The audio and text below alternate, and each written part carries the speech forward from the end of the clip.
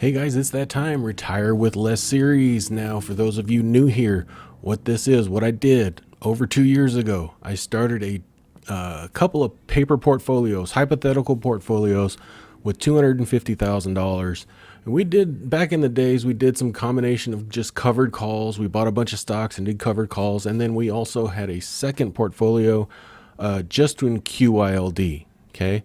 We wanted to see how much income we can generate off of that so that you could possibly retire with less. We started with a hypothetical $250,000 in each. Okay. And we wanted, at the time, we wanted $2,500 per month to pull off of these accounts. Okay. Now, when I say retire with less, if you're retiring with $250,000 and you're probably going to say, hey, GW, 2,500 ain't enough. Yeah, I understand that. If you're trying to do this, right, I've stressed this many times, you need to have some multiple sources of income. Okay.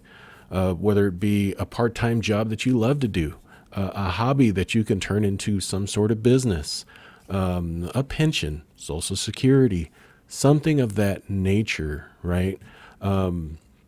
Retirement means a lot of things to a lot of different people.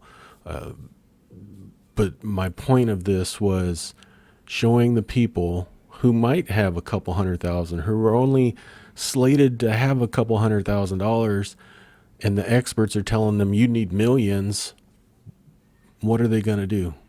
Right?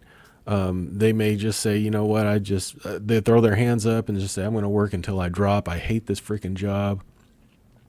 I don't enjoy it anymore. I'd love to do these other things and enjoy life and do these other things that I want to do, but I can't because the experts say I need millions of dollars and I only have a couple 100,000. So I guess I'm just doomed and I'm going to work until I drop dead.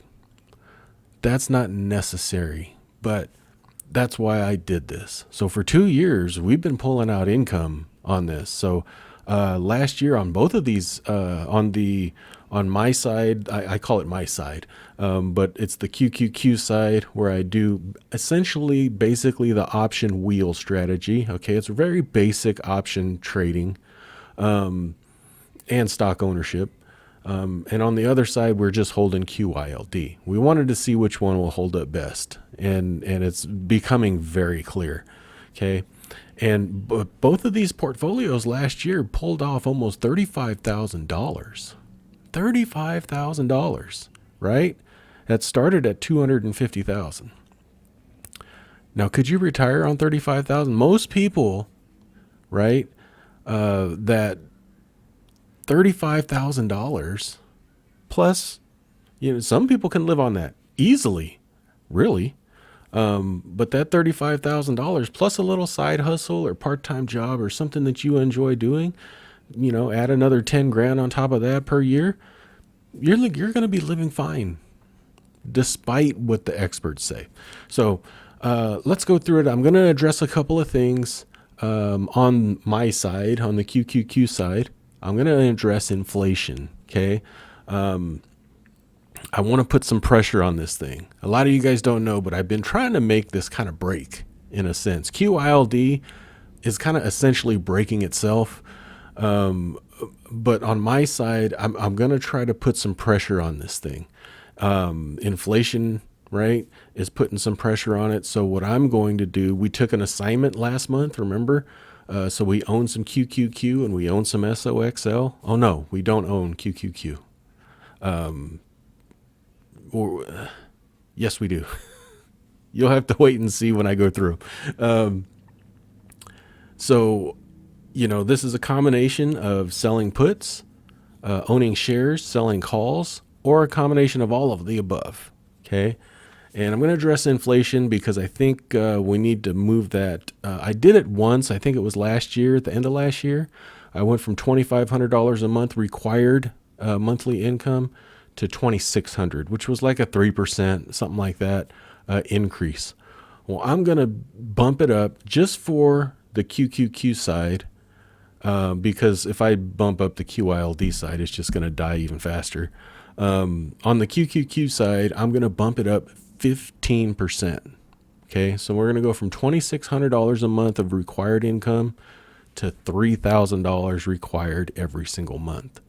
And with the market acting the way it's acting right now, inflation going higher, prices getting higher, all the uncertainty around the markets, I thought this was a perfect time to just put a little bit more pressure on this, because I've been doing this to try to see the stability and the long-term viability of this. And I've been waiting for times like this to see how we manage, right? So hope you enjoy. Let's get into it.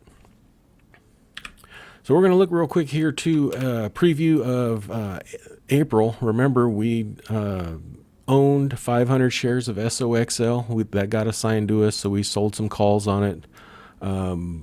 Sold some puts on QQQQ. And there we go. We did get assigned because we had a strike of 320. We only had 2 contracts out on that, so we had to buy 200 shares of QQQ at $320. Okay, so for the month of April, we pulled out $3,150 in income on that side, and then QYLD had a 20.5 cent yield, and we pulled out there 25.42, and we had to pull cash to live because we needed 2,600. So let's jump into May. So here is May. The SOXL that did not get called away. So it was a $30 covered call that did not get called away. So what I did was resold the covered calls at the same 30 strike. Okay. And then the QQQ, those did not get, those got assigned. So we're selling a 320 covered call, expiration of June 17th. And now we are selling SOXL. I decided to do more contracts on SOXL at a 20 strike. And then QQQ, we decided to do more put contracts, 2 more at the 280 strike. Now you're going to say, why the 280? Well, look at the chart.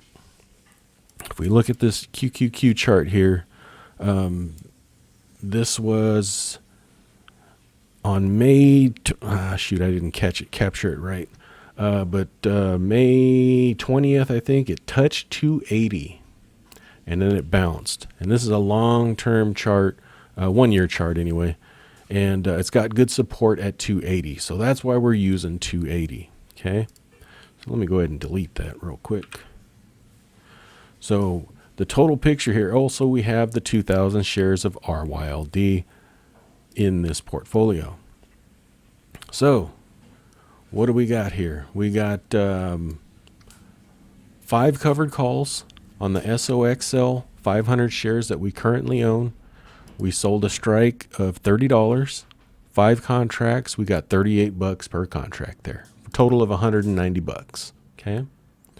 QQQ, we got assigned $320 at $320. So we sold the covered call at $320, 2 contracts, and we got $144 per contract there for $288. Now, SOXL, we went and sold an additional 5 put contracts on SOXL. Reason why I did 5 is because our cost basis right now is at 30. If we get signed another 500 shares, that would bring our cost basis down to 25. Is that right? 30, 20, 50 divided by 2. Yeah, it would bring our cost basis down to $25. So for these 5 contracts, we got $295 per contract. So $1,475. Cash needed to secure those contracts. Well, it's 5 because each contract represents 100 shares. And at $20 where we would need to buy that. So if SOXL is at $20 or under on June 17th, we would buy 500 shares at $20 a piece. So we need to secure that with $10,000. Okay. Now again, the 280 put strike on QQQ Expiration June 17th. 2 contracts there. We collected $635 each for those contracts. That's $1,270. So we need $56,000 to secure those contracts. So all in all, for the month of May, we pulled in $3,645, all from, we got the $422 from RYLD, $1,270 from QQQ, $1,475 from SOXL, $288 from QQQ covered calls, and $190 from SOXL covered calls. Okay, so I put the little asterisk there because we said it increased to $3,000. So we have a surplus this month of $645 in this account. If we look at the cash total the excess is $645. So if we look at the cash, we ended up with $170,000. I have to clean this up and make this better. $170,513 because we had to purchase the 200 shares of QQQ this month. Okay, so that's why we went from 234 to 170. Now we had the surplus of $645, so that gets added to our cash position. Now remember, the $3,000 we go ahead and we spend. We go and pay our bills, go pull slot machine handles. I'm just kidding. But you know what I mean? We pay our bills, $3,000, okay? And that's going to be our target from here on out. And then this column here, cash minus secured. So this is the cold hard cash that's sitting in our account, basically in our hypothetical account, minus the amount of money that we need to secure the contracts. Okay, so that is the $66,000 for the QQQ and the SOXL. So all in all, we pulled $3,645 in income, added $645 to our cash, and we're sitting on $105,000 in liquid cash because $66,000 of it is secured on those contracts. So all in all, very good month. Okay. And now, like I said, I increased it to 3K. We're starting to have multiple contracts here. We're starting to own shares. So a little bit of pressure being applied here, and I'm liking it. I'm hoping this continues and to see how this works out. So that's it for this side. How did QYLD do? Well, QYLD unfortunately is slowly deteriorating away. Okay. If the market does not recover and recover soon, this is not going to end well in this particular hypothetical example. Okay. Because we started with $250,000. We bought as many shares as we could. Over the months, we've bought some when we had excess, but there was a lot of pressure here because we needed $2,500 a month to live. Okay. So now it bought us, we ended up with 12,400 shares. QYLD put a 17.9-cent dividend yield. If anybody wants to know the dividend payment for the coming up month, just find out when the monthly expiration is on the NASDAQ index. Okay. Look at the current price of QYLD. Times that by 1%. That's going to be your dividend payment. Okay. Roughly, plus minus, a couple pennies or fractions of pennies. So what that did give us was $2,219.60. A far cry from the $2,600 that we need. Actually, it's $380.40 short of what we need. We'll need to take that from our cash balance. So now we're sitting only on $1,449.49. So if we have a few more months of this where we need to pull hundreds of dollars from our cash balance. We're going to end up being completely broke, and we're close to it. This is a far cry from the $100,000 on the other side in liquid cash that we can access and live on in case things go haywire. So QYLD is proving to be, it's still producing income, but to rely on it 100% is pretty foolish. Okay. Maybe if you were able to live on about half, maybe 30 to 50% of it, and then reinvest the rest, you probably would be a little bit better off.